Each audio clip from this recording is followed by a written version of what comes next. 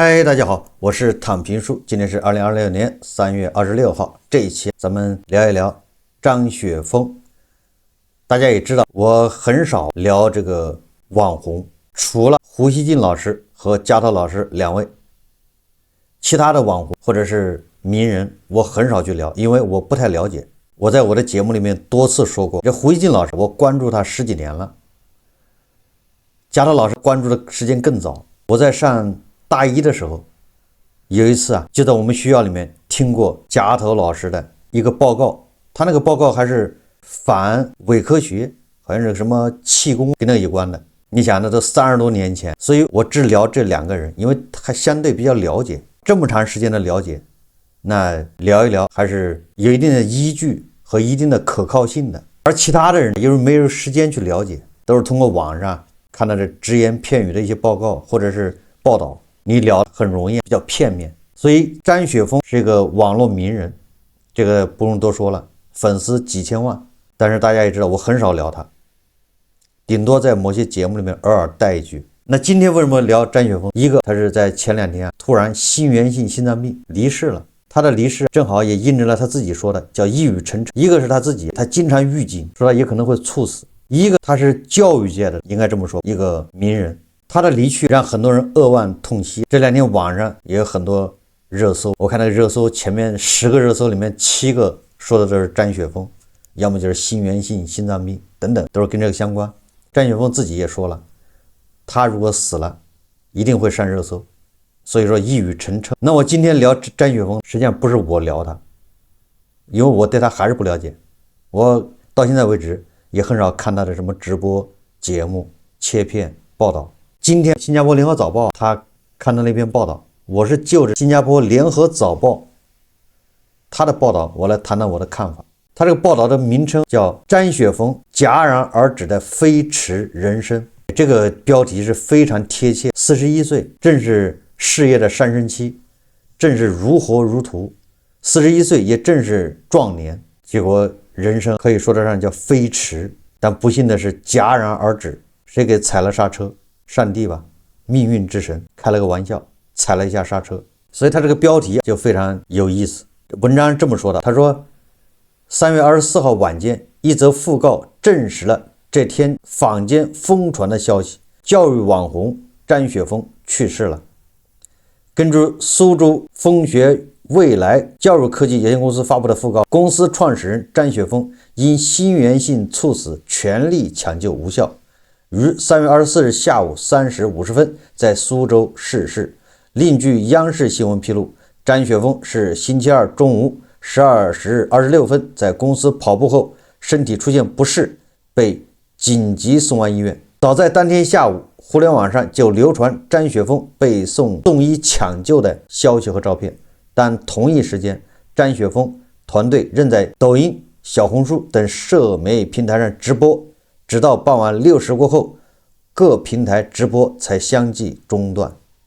讣告发布后，张雪峰去世相关话题迅速冲上微博热搜榜首，但许多网民对此仍难以置信。一方面，张雪峰去世还不到42岁，正是年富力强时；另一方面，直播间里张雪峰总给人血气方刚、精力旺盛的印象，难以想象他就这样撒手人寰。我记得有网友说，这个人太难了，这个人只有死的时候大家才会惋惜，说太年轻了，41岁死了，社会上给你的评价就是可惜了，太年轻了。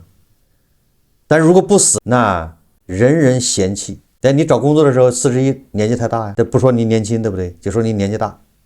死的时候就说太年轻了，所以这个确实让人唏嘘，活着嫌年纪大，死了嫌年轻。事实上，张雪峰去世前夕还在保持规律的高强度运动。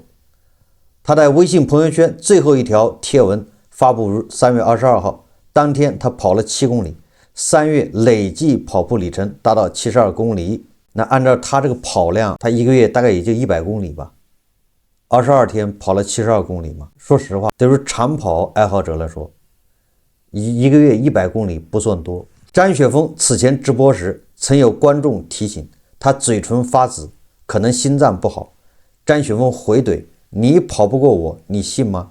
我跑半马的人，你说我心脏不好，这个切片我也刷到过。从事后我看到的很多报道来看，张雪峰这个怼实际上是破防，就是人家说中了，他破防了，他怼别人说你身体没我好，这是我个人判断。为什么？咱们接着往下看，微博博主寻牛记回看张雪峰去世当天上午的直播，发现他不停地揉太阳穴，中途还趴在桌子上休息，感觉就是在强撑着。也出事的那天上午直播的时候就很疲倦，很不舒服。如果张雪峰老师累了就去睡觉，而不是去跑步，或许完全就是另一个结果。张雪峰健康状况早就亮起过红灯。2023年6月24日高考成绩公布后第3天，他就发了条微博，称自己因过度劳累、胸闷、心悸，被医院收治，强制住院。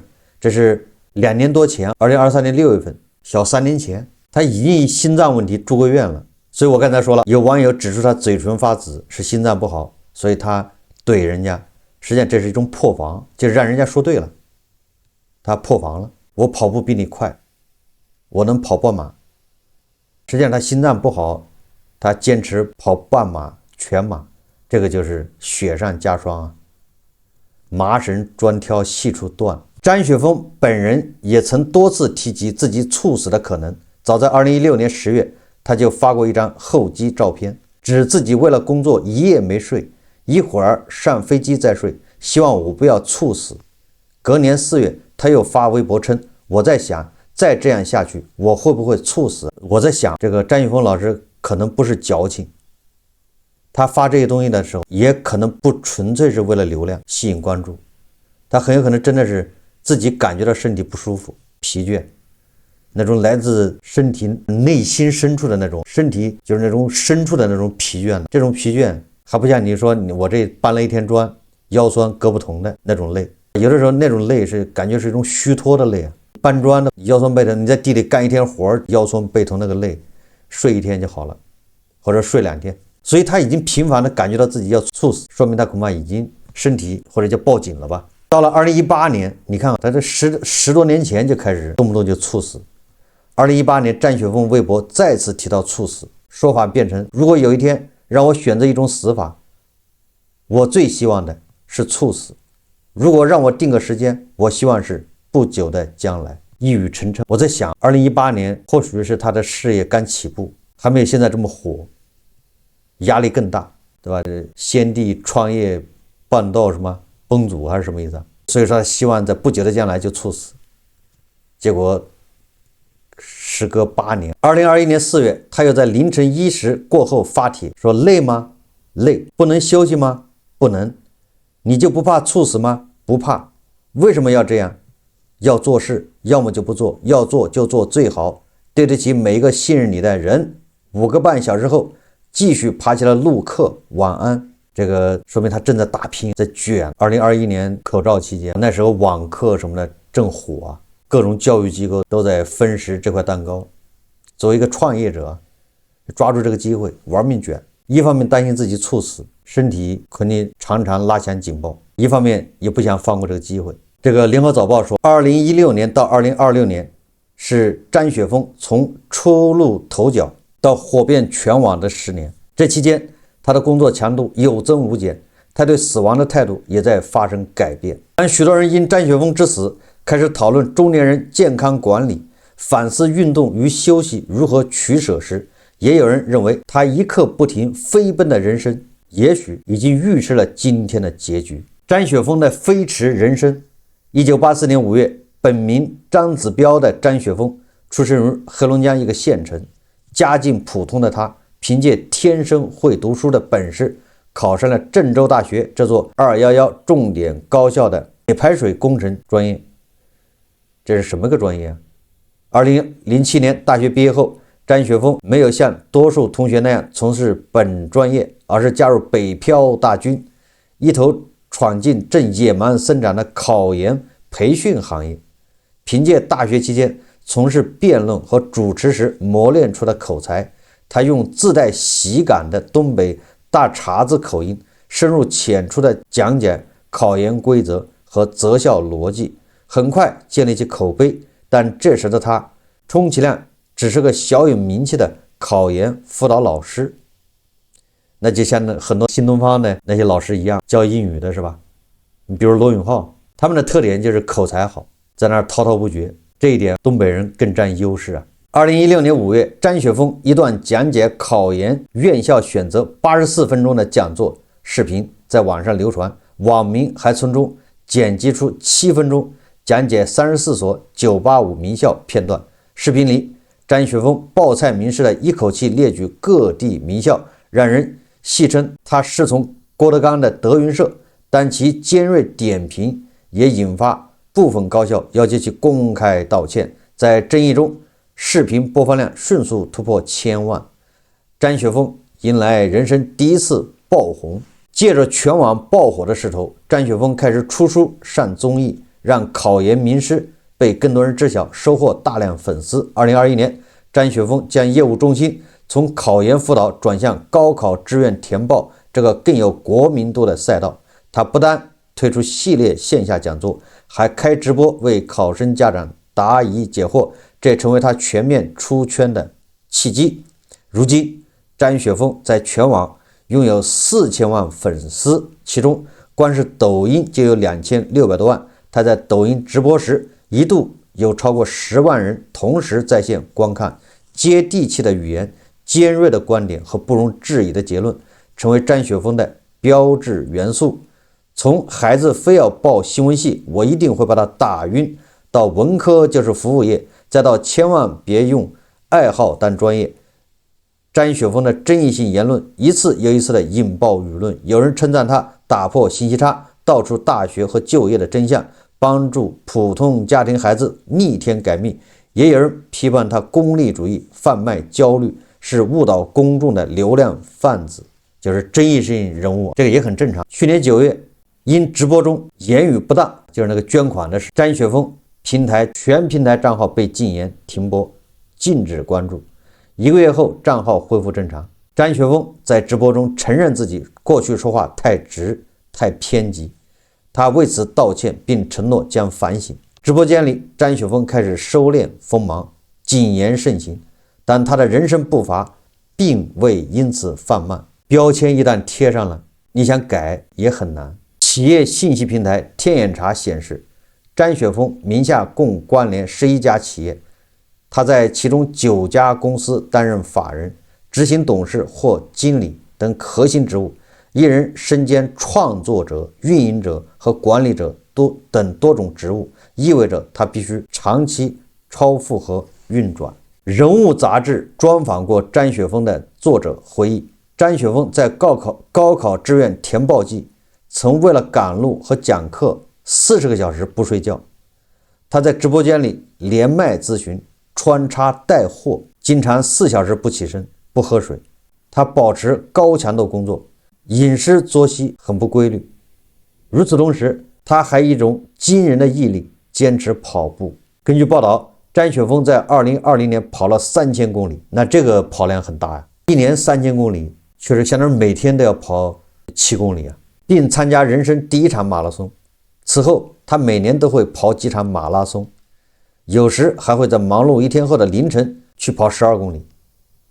他在演讲中经常说40多公里都跑下来了，还有什么事是我不能做到的？怎么说？每个人都有自己的认知误区，或者是每个人都有自己的局限性。忙碌一天后的凌晨就是不休息，完了之后还去跑12公里，那你20岁可以，30多40岁不能这么折腾啊！压力这么大还去跑全马，说实话，全马它就不是一个好的运动。你想跑40公里、41公里，这是极限挑战。马拉松是极限挑战，它就不应该是个全民运动，就不适合这个什么你为了健康跑步是跑步，跑马拉松是跑马拉松，这是俩概念。也就是张雪峰，我认为他是认知出现问题了，他认为通过跑马拉松来证明自己的毅力，这个是错误的。时代的同路人，这是联合早报说。而张雪峰曾在直播中说，如果有一天我死了，各大平台会有一个热搜叫张雪峰死了，他可能会成为一代人的回忆。上热搜是肯定的，他几千万粉丝，有流量，是个争议性人物，这个上热搜这是必然。但是成为一代人的回忆，这个恐怕想多了。它这个是社交媒体短视频这个背景下的一个小浪花，要不了多少天就没人再谈起，再过1年2年，很快就会被人忘记。因为短视频平台这个时代啊，每天都有大量的新生的东西出来。联合早报说，张雪峰去世1天后，他的讣告微博已被转发18万次，有网民感谢他改变了寒门学子的命运，还有人感慨世界再无这样敢讲真话的张雪峰。然而张雪峰生前面对的争议，在他去世后也并未休止。媒体人、播客创作者孟某就发微博指出，他为生命哀痛的同时，也难以认同对张雪峰及其献下的溢美之词。教客户避险和认命是合理的，但是教学生以最大的程度功利对待自己的生命，却是糟糕的教育。媒体人张峰则在微信公众号写道，张雪峰的天才之处是能感知并真正抓到时代的痛点。下降时代，人们想通过考研考公获得稳定性，全民陷入焦虑。这个焦虑并不是张雪峰制造的，但他能利用和开发焦虑。很不幸，他也身处焦虑之中。这个说太对了，医者不能自医，对吧？他试图缓解考生的焦虑，但是他缓解不了他自己的焦虑。从这点说，他谈不上什么成功，他也不应该给别人输出这个，也就是说他自己都解决不了自己焦虑。张峰总结，在这个意义上，张雪峰也是他自己的牺牲品。一个年轻生命的逝去总是会让人受到震动，张雪峰去世引起震撼如此之大，正因为他是时代的同路人。这个是联合早报关于张雪峰去世的一个报道，这标题就叫张雪峰戛然而止的飞驰人生。这2天在网上已经引起热议，一直在热搜榜上面。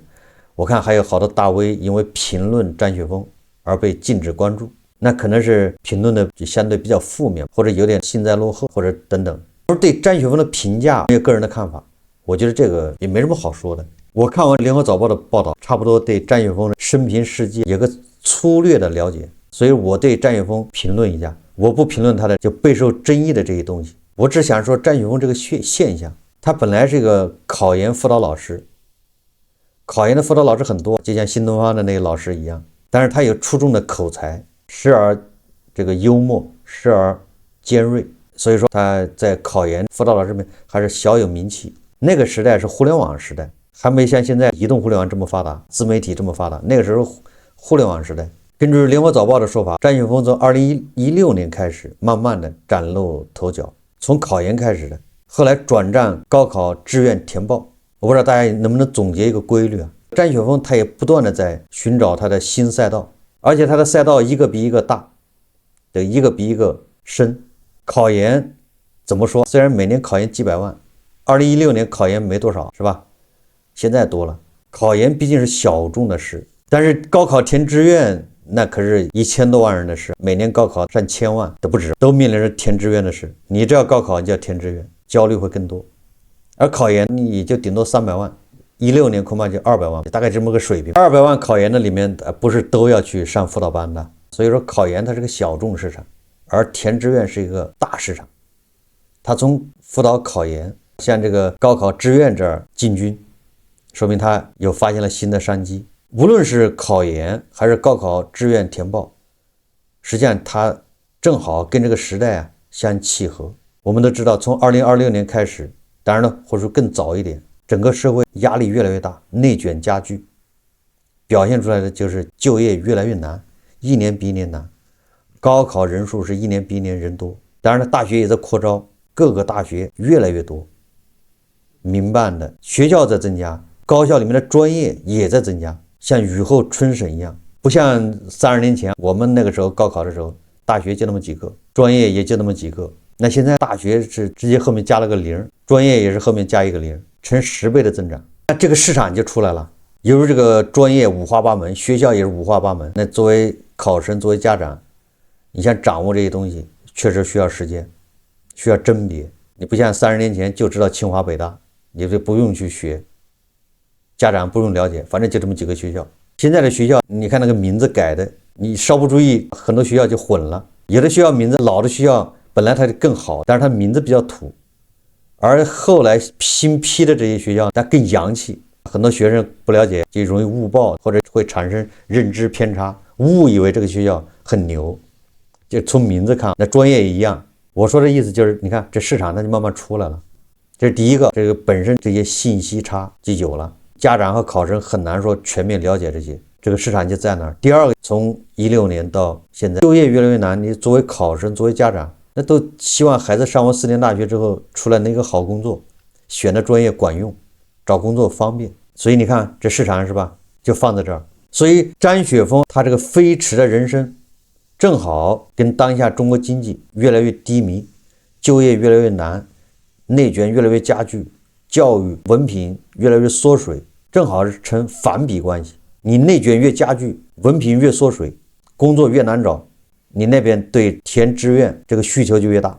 所以张雪峰飞驰的人生反映出来是咱们就业越来越难，教育在缩水，文凭缩水，经济低迷。所以我们可以得出个判断，随着目前这个经济形势，如果张雪峰老师没有突然走掉，那么他后面还会飞驰的速度会更快。当然了，张雪峰还有其他的板块，比如说高考辅导或者叫什么职业教育等等，这我都不太了解。但是我看有网友说，他的板块不光是教你填志愿，对吧？他还其他板块，这些板块都随着经济下行而有市场越来越大。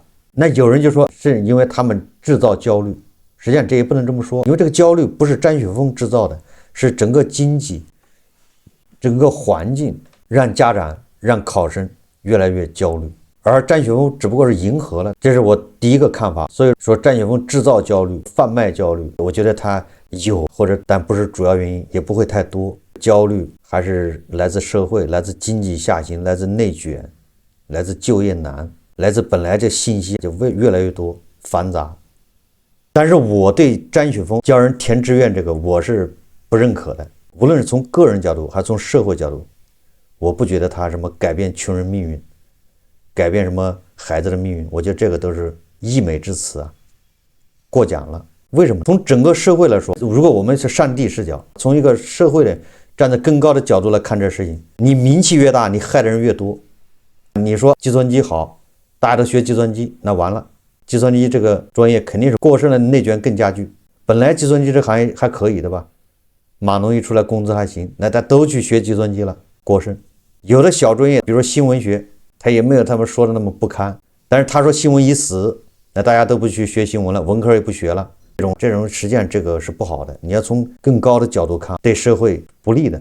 这个社会本来就应该多样化发展，有人就去扫厕所搞环卫，有人就去搞研究航天，什么上天飞火星你说人人都去搞研究去火星，那这社会有什么意义？一个多样化发展。所以说从这个角度来说，张雪峰越火，他越对社会不利，他越火，大家盲从他，都去填他说的专业，他说哪个专业好，所以说对社会来说这不是什么好事，这是第一个。第二个，对个人来说更不是好事。我一直提倡你上大学实际上就是个到学校4年本科就是个学习，一个学习方法，一个过程，学什么专业根本都不重要，因为你走上工作岗位之后肯定是90%要改行。当然了，我是说的有点多，至少80%改行没问题的，而且一辈子还改不少次行。你一个码农干到35岁干不了了，你不有得改行吗？不知道该干啥，实在不行变成骑手、网约车司机，顺利的你可能改成是吧其他的什么行业，这个你学的专业有啥关系？大学只是一个教育过程，并不能锁定你的一生，对吧？你用某个专业锁定一生，这都是不对的。事实上走上社会都是挨毒打，挨铁锤教育。你当下最火的专业也不一定能，对吧？未来10年都吃香。等到你大学一毕业4年过去了，这4年里面这世界变化多大，你这个专业还吃香吗？即便再吃香，你再过5年，你这专业就没了。比如说土木工程，20年前是特别吃香的，现在哪个孩子还学土木工程学了土木工程的，现在的肠子都悔青了，在骂娘。所以从个人角度来说，你拿现在的这个火的专业赌未来10年、20年，这本身就是错误的，养成一个错误的依赖。实际上你要掌握的是学习的方法和学习的思维，淡化专业。所以我对他这种行业，什么教人填志愿收费，很多家长非常着急。我不知道张雪峰这收费怎么样，我不太清楚。我听说有的教人填志愿的收费是上万的，叫你填个志愿，填个哪个学校，我觉得有的家长，有的本来农村的孩子家里就穷，条件就不富裕，完了还交一笔这样的钱，现在对他帮助不大。我倒是提倡这个小孩上大学啊，选专业应该依据自己的兴趣，你对哪个感兴趣你就选哪个，至于他以后能不能用得上，别管他。你保证你这4年你对这个专业有兴趣，你好歹花点时间在这上面，否则你这4年不就睡觉了吗？不就混过去了吗？这个大家不承认，你大学4年里面80%人是在混日子啊，只有那10%的几的在学习，80%在混日子。如果这为什么混日子？一是看不到希望，第二对他专业不感兴趣。如果他对专业感兴趣的，那他说不定他就不混日子，或者混得少，好歹花点时间在这个专业上面看一看，学一学，这个反而是最重要的。反正毕业之后就要改行，毕业之后还重新学习，所以我觉得这个教人填志愿这个我是不太感冒的，我也觉得不合适。我们这个家族里面有很多小孩晚辈，不都考大学都要填志愿吗？我从来不参与，我建议他们就选自己感兴趣的。毕业之后，你要觉得哪个专业好，你就赶紧改行。大3、大4就开始了，准备考研，考你喜欢的专业，就得跨行考，跨学科。有很多人说这不可能，太难，恰恰好多人都做到了。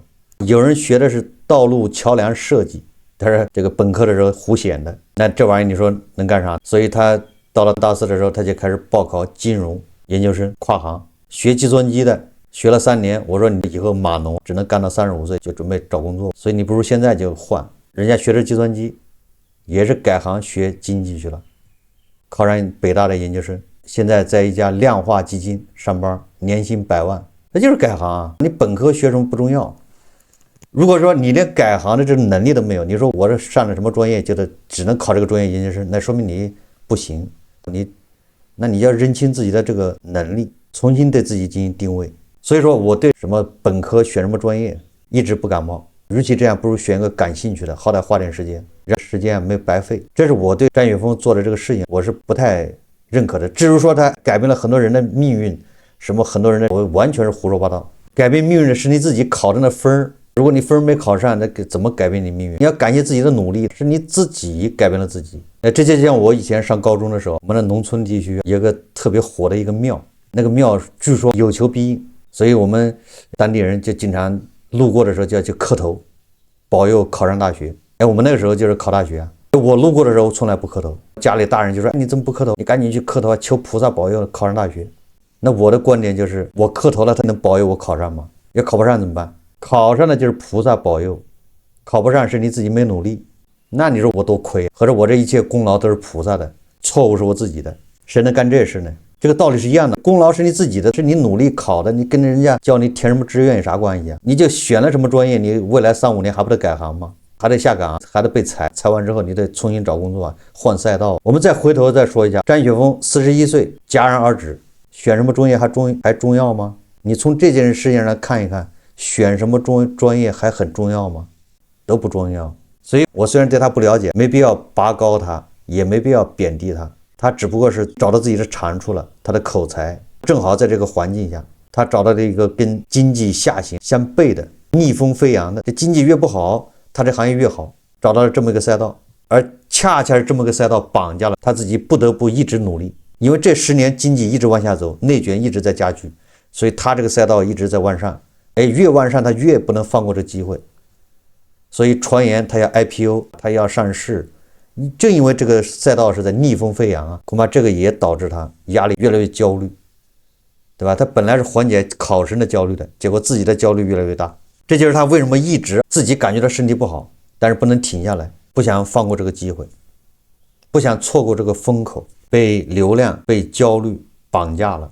所以说41岁的张雪峰戛然而止，突然离世，这个给我们的警醒，我觉得是应该放下焦虑，享受当下。活着的意义是体验，而不是为了证明活着有意义。这个我与大家共勉。好，这一期节目咱们就聊到这里，感谢大家收看。如果喜欢我的节目，欢迎订阅转发，也可以在下方留言评论，谢谢大家。